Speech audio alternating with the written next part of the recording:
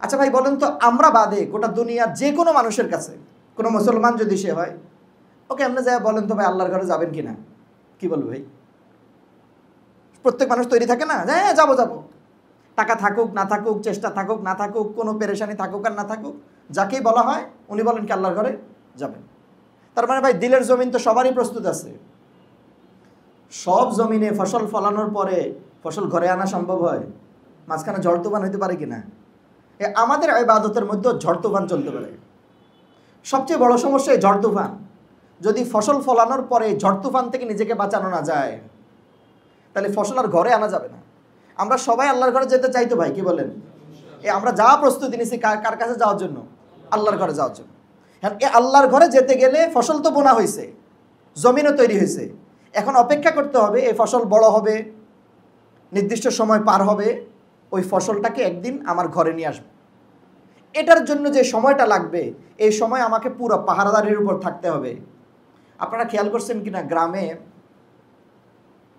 ধান যখন থোকা থেকে ধান বের হয়, পাখি খাইলে কত কোটি ধান খাবে, আর পাখি যেন ধান খাইতে না পারে এর জামা একটাকে নিয়ে লাগায় রাখছে ওর মধ্যে।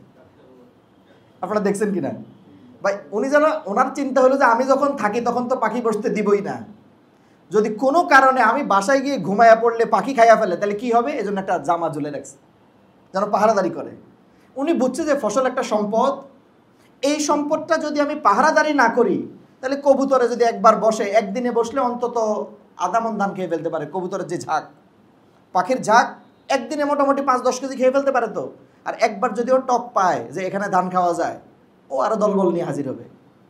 এটা সম্পদ বুঝছে, এজন্য উনি পাহারাদারি করার সময়, আপনারা, আমি ইয়েতে দেখলাম, আমার নানার বাড়িতে গেছি, পরে দেখলাম যে টিনের ভিতরে একটা কিছু বেঁধে, তো দড়ি বেঁধে রাখতো।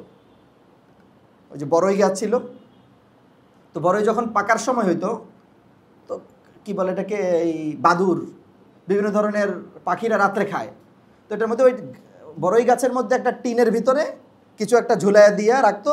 আর রাত্রে যখন কোনো কারণে ঘুমের থেকে সজাগ হইতে টান দিত, তো ঠকঠক আওয়াজ হইতো, বাদুর চলে যেত। তখন মনে হয়েছে যে আসলে এটাকে উনি সম্পদ মনে করছে, রাতেও যেন খেয়ে ফেলতে না পারে, এই জন্য পাহারাদারি করছে। এখন ভাই বলেন যে আল্লাহ তাআলার ঘরে যাওয়ার যে ইচ্ছা আর বাসনা আমাদের দিলে তৈরি হয়েছে, এটা একটা সম্পদ কিনা? এই সম্পদ যদি পাহারাদারি না করি তাহলে কিন্তু ওই যখন পাকবে তখন আর ঘরে আনা সম্ভব হবে না। এই এই এই যে এই পোকাগুলো, এই বাদুর, এই কবুতর যে আমার ফসল খেয়ে ফেলবে, এর মধ্যে সর্বপ্রথম পোকার নাম ইয়াকিন। কি নাম ভাই বলেন? ইয়াকিন মানে বদ্ধমূল বিশ্বাসের নাম ইয়াকিন। ঈমান এর নাম বিশ্বাস, আর ইয়াকিন মানে বদ্ধমূল বিশ্বাস।